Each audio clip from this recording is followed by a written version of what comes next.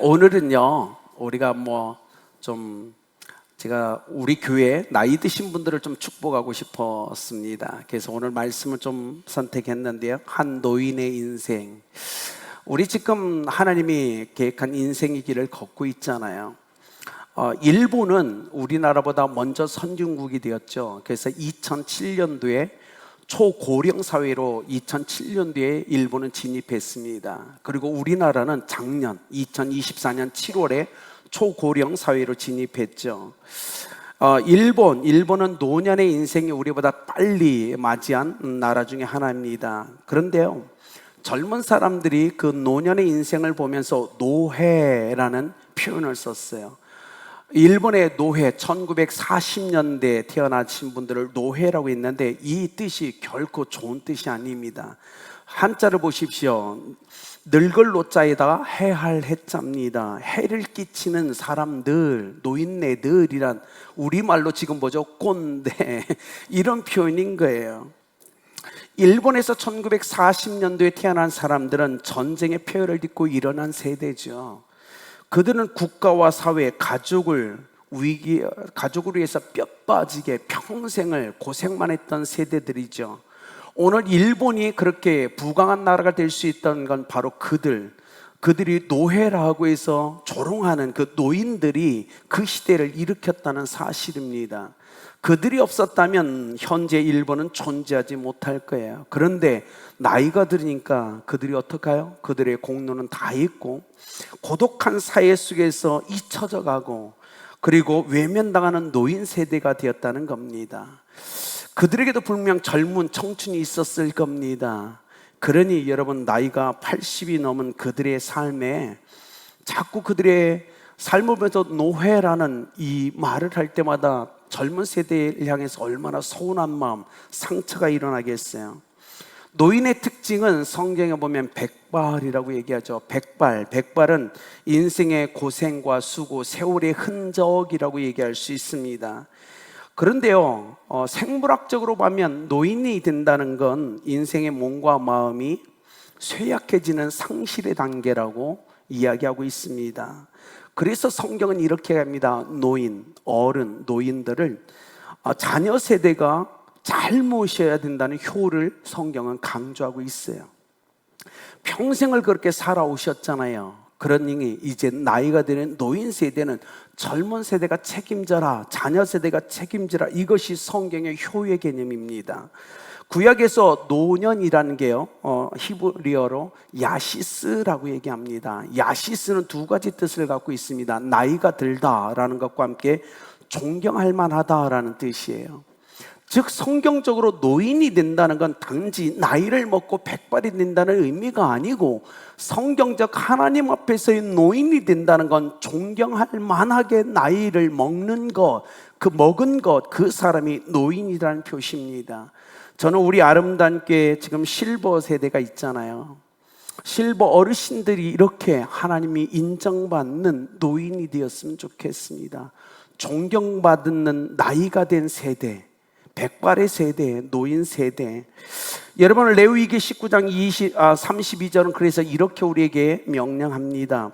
너는 셋머리 백발 앞에서 일어서고 노인의 얼굴을 공경하며 내 하나님을 경외하라. 나는 여호와이니라. 예전에 우리 시대는 그랬죠. 어른 보면 그냥 몰라도 고개를 숙이고 자리를 양보하고. 이 시대가 저걸 다 너무 많이 놓친 것 같아요. 그 중에 하나가 여러분의 책임일 수 있죠. 너무 오냐오냐 키웠어요. 그렇지 않습니까? 사랑한다고 너무 격없이 키우셨어요. 그래서 더 오늘 성경이 그래서 얘기해요. 오늘 이 시대에 그리스도 안에 있는 젊은 세대를 향해서 백발 앞에서는 일어나라. 그리고 노인의 그 얼굴을 공경하라. 쭈글쭈글하고 주름이 있고 까무잡자, 그게 아니고 얼굴 그 자체를 보면 공경해야 된다고 얘기하는 겁니다. 그런데 그들이 그렇게 여호와 앞에서 존경을 받고 노년에 복된 인생이 될 수 있었던 건 뭐죠? 뒷부분이야. 내 하나님을 경외해. 즉 그들이 평생을 하나님을 경외하며 인생을 살아왔기 때문에 그 대접을 받아야 된다고 하나님이 얘기하는 겁니다. 저는 그렇게 생각해요. 저희 아름다운 교회 실버 세대, 그렇게 평생을 하나님을 경외하며 인생을 살아오신 어르신들에게 우리 다음 세대들이 그 공경하는 모습, 백발인 어르신들을 보며 머리를 숙이는 그 모습이 우리 교회 안에서 일어나길 예수님이 여러분을 축복합니다. 여러분, 그건 굉장히 중요한 거예요. 기독교조차 그걸 잃어버린다면 이 세대는 무너질 겁니다. 기독교는 그 전통을, 하나님의 말씀을 기억하며 삶을 살아야 되죠. 자, 오늘 한 노인이 등장합니다. 9절에 보죠. 이렇게 기록되어 있어요.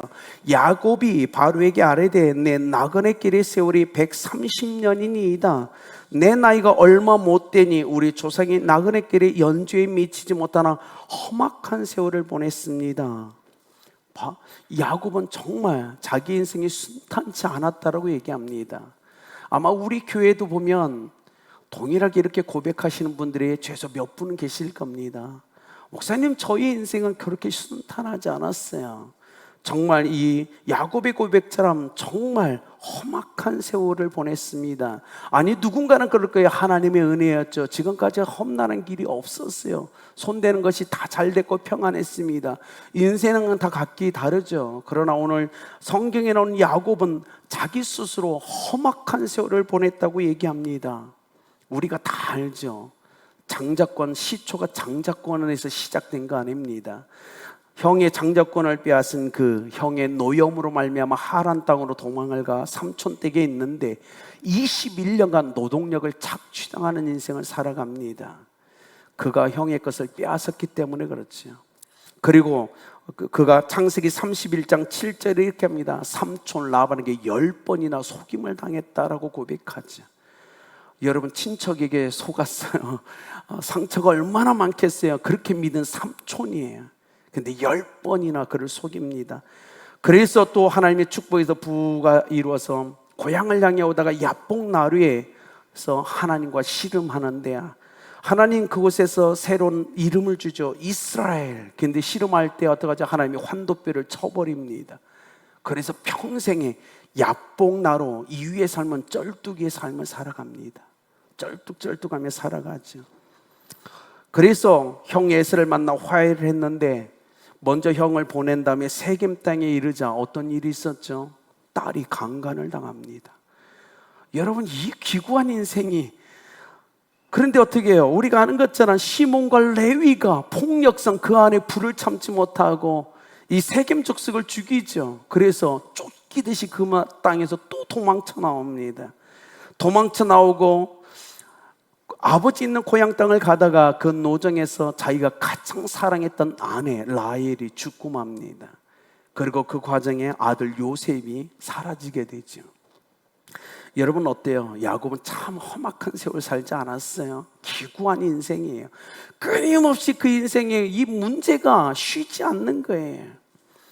130년 살았는데요, 딱 한마디로 그는 딱 정리합니다. 험악한 인생, 험악한 세월이었다. 짧은 세월도 아니고 나이가 적은 것도 아닌데 뒤돌아보면 아픔뿐이었다라고 그는 얘기해요. 할아버지 아브라함이 175세를 살고 죽었죠. 아버지 이삭은 180세에 죽습니다. 자기가 지금 130살인데요 야곱이 147세까지 살고 죽어요. 그런데 오늘 잃어버렸던 아들을 만났을 때가 130세입니다. 그러니까 남은 인생 17년을 더 살고 그가 인생을 마무리하게 돼요. 어쩌면 제가 보기엔 야곱의 인생에서 정말 행복했던 시간을 딱 뽑으라면 17년 아니었을까요? 험악한 인생을 살다가 죽었던 아들을 만나고 그 아들을 통해서 공양받으며 인생을 마무리하는 그 17년이 그에게 엄청난 축복의 시간이었던 것 같다고 저는 생각합니다. 그런데요, 야곱이 오늘 바로왕 앞에 서 있어요. 바로왕 앞에서 인생이 얼마나 부질없던지, 자기의 인생에 얼마나 부질없는 인생, 안개 같은 인생을 살아왔는지를 고백하는데 거기에 끝나지 않고 놀라운 건 야곱이 패권의 주권자에 있던 바로왕을 축복하고 있다는 사실입니다. 이게 놀라운 거예요. 생사화복의 모든 주권이 하나님께 있음을 아는 야곱은 거침없이 그 당시 최고의 권력자이고 통치자였던 바로왕을 그가 축복합니다. 거꾸로죠. 원래는 바로 향이 축복해야 되는 거 아니에요? 근데 야곱은요, 물러서지 않아요. 그에겐 축복권이 있었어요. 왜? 바로 왕보다 더 크고 더 능력있고 더 권세 있는 하나님이 그의 하나님이었기 때문에 가능하지 않았을까요? 아픔과 고통 속에서 인생의 노년을 보내고 있던 야곱, 그가 죽었다고 생각했고 흙으로 돌아갔다고 생각했던 야곱이 애굽 땅에 큰 나무가 되어 있는 걸 그가 발견합니다. 그리고 그 큰 나무 밑에서 수많은 사람들이 쉼과 위로를 받고 있다는 걸 그가 경험했죠. 하나님이 하셨다는 걸 그가 깨닫죠. 여러분의 자녀들이 그런 인생을 살았으면 좋겠습니다. 어느 날 우리가 지금은 생각하지 못하지만 어느 순간 내 아들이, 내 딸들이 큰 나무가 돼요.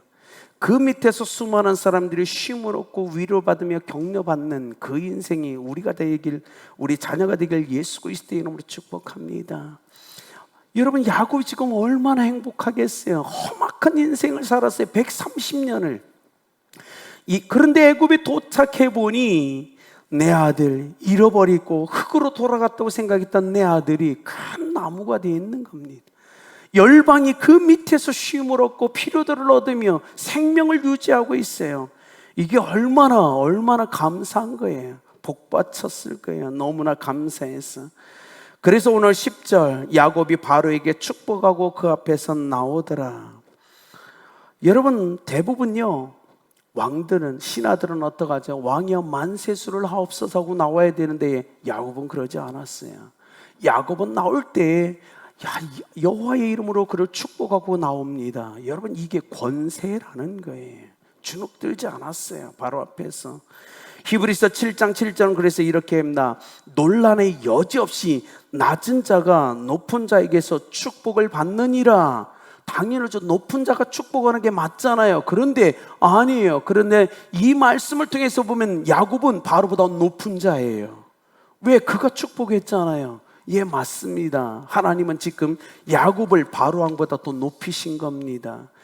험악한 인생을 살았지만 그 인생에 하나님이 계시기에 그는 그 하나님의 권세에 있는 그 이름을 의지하여 여러분 바로 왕을 축복하면서 바로 하나님이 내 지위를 높이셨다고 선포하고 있는 거예요.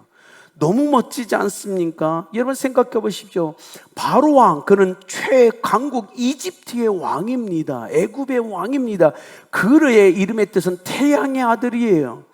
스스로가 신이라고 생각했고 열방이 그에게 굴복하여 그를 숭배하고 있을 때였습니다. 그의 이름이 하늘을 찌를 때였죠. 야곱은 늙은 이민자예요. 그는요, 타국에서 온 이방인이었어요. 인간적으로 굉장히 초라한 한 인간 노인에 불과했어요. 그러나 진정한 주권자이신 하나님의 이름을 의지하여 그가 담대하게 이 바로 왕을 축복하면서 그가 걸어 나옵니다. 하나님 때문이죠. 저는 우리 아름답게 우리 연로하신 우리 어르신들이 이렇게 좀 남은 인생 담대하게 살으셨으면 좋겠어요. 여러분, 하나님이 여러분과 함께 하십니다. 기죽지 마십시오. 여러분이 얼마나 권세 있는 분인지 아십니까? 여러분이 기도하면 응답이 일어날 수 있어요. 하나님이 들으시니까 이 권세를 믿으세요. 여러분, 특히 부모라면 여러분의 자녀에게 부모에게 주신 권세를 믿고 축복하십시오. 어쩌면 지금 우리 자녀들이 제대로 성공하고 성장하지 않는 이유는 부모인 우리가 부모의 권세를 사용하지 않기 때문이에요. 어려서부터 축복하셨나요? 제가 말씀드렸잖아요. 저는 저희 아들 어릴 때부터 항상 새벽에 축복해 줬어요. 껴안고 20대가 넘었을 때도 자고 있을 때 조용히 가서 껴안고 축복해 줬어요. 부모에게 축복의 이 권세가 있습니다. 이걸 멈추시면 안 됩니다. 분명 그렇게 키운 자녀와 그렇게 키우지 않은 자녀는 여러분 차이가 난다는 사실을 우리는 기억해야 돼요. 오늘 이 바로를 보십시오. 바로는 태양신이라고 스스로가 생각했어요.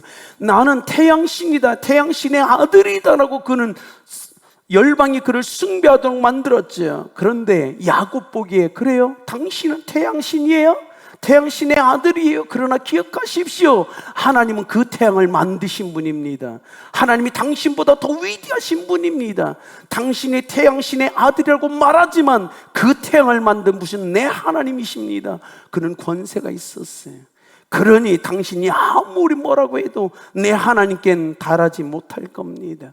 여러분, 이것이 우리의 이 자신, 이 권세 아닙니까? 세상의 대통령이 위대하죠. 그러나 아니요, 그를 지신 분은 하나님이에요. 그러니 우리 기죽지 맙시다. 하나님 앞에 권세 있고 능력 있게 담대하게 야곱같이 누굴 만나든 축복하는 인생으로 살아가시길 예수님의 이름으로 축복합니다. 우리가 그 믿음이 있다면 우리가 누굴 만나든지 우리가 예수 그리스도의 이름을 의지하여 선포할 때 역사는 일어나지 않을까요?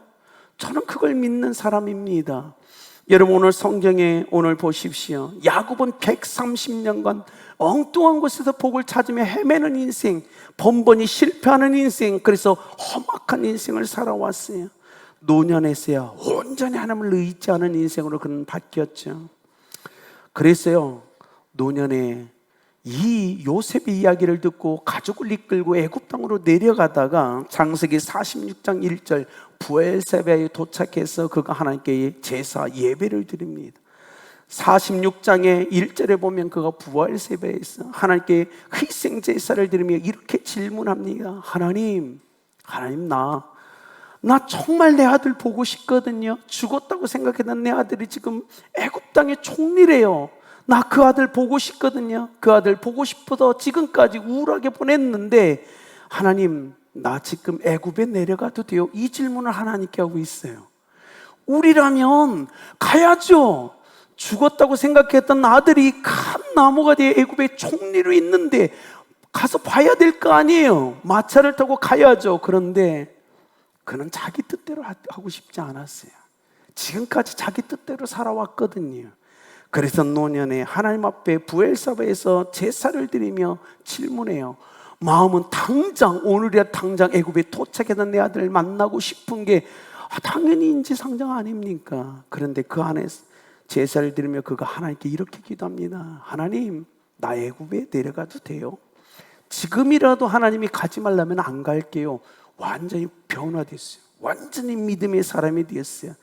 하나님 앞에 믿음으로 삶을 살아가는 것, 하나님의 말씀에 순종하는 삶이 지금까지 보지 못했던 그 아들을 보는 것보다 그에겐 더 중요했다는 거예요. 우리라면 질문 않겠죠. 마차를 준비하라, 애굽으로 출발, 멈추지 마라. 우리는 그랬을 텐데 아니요. 죽었다고 생각했던 아들을 보고 싶은 아비의 마음이 하늘을 찔릴 것 아니에요. 그런데 인생을 통해서 배운 게 하나예요. 하나님이 더 중요하다라는 거예요. 하나님께 대한 믿음이 더 중요하다라는 거예요. 그래서 그가 부엘세바에서 길을 멈추고 하나님께 엎드려 기도합니다. 하나님, 나 아들 만나러 가도 돼요? 여러분, 이건 아무나 할 수 있는 게 아니에요.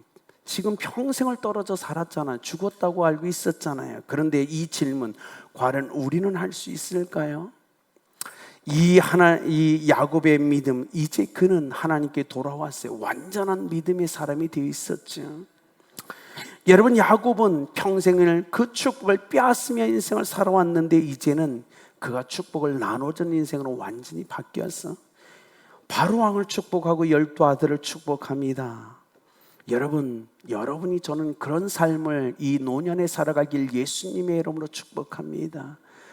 우리 그리스도인들은 노년에 우리가 해야 될 사명이 있어요. 그건 누구죠? 만나는 사람마다 축복하며 인생을 살아가는 것. 야곱의 그 인생의 마지막이 여러분의 인생이 되길 예수님의 이름으로 축복합니다. 그래서 누굴 만나든 축복, 예수를 믿는 사람을 만나도 축복하고 믿지 않는 사람을 만나도 축복하는 그 인생, 여러분, 그것이 우리에게 중요하지 않을까요? 여러분, 그 아버지를 바로 앞에, 그 형들을 바로왕 앞에 보내는 요셉이 이렇게 얘기합니다. 아버지, 형들이여, 바로 앞에 갔을 때 여러분이 목축업하는 것들 얘기한 후에 고센 땅을 요구하십시오라고 얘기해요. 여러분, 요셉은요, 목적이 있었어요.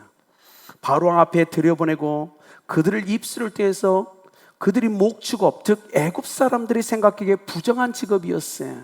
그 얘기를 하나의 고산 땅 라암셋을 그들이 받게 되죠.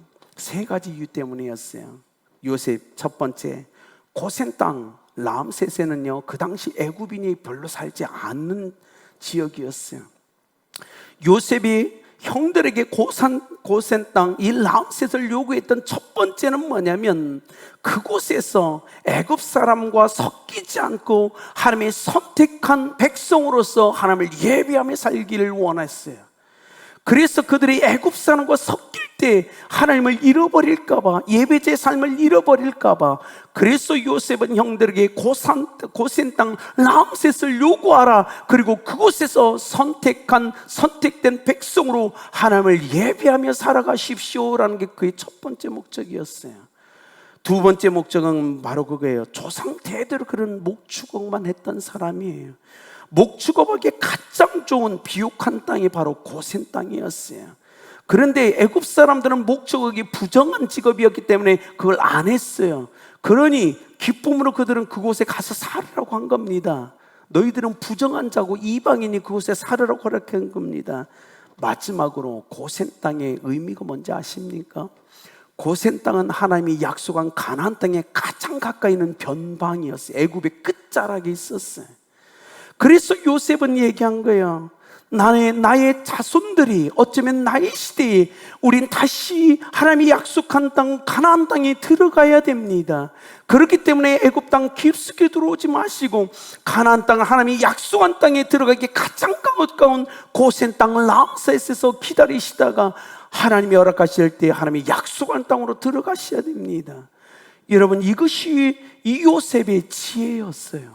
사랑하는 여러분, 요셉은 알고 있었죠. 지금 이 애굽 땅에 내려온 이스라엘 가족은 언젠가 하나님이 약속한 땅에 들어가야 된다는 사실, 애굽은 잠시 머물 땅이었다는 사실을, 땅이어야 된다는 사실을 요셉은 누구보다 잘 알고 있었어요. 이곳에 있는 여러분도 마찬가지죠. 사랑하는 여러분, 이곳의 인생의 삶은 잠시 머물다 갈 세상임을 여러분 믿으십시오.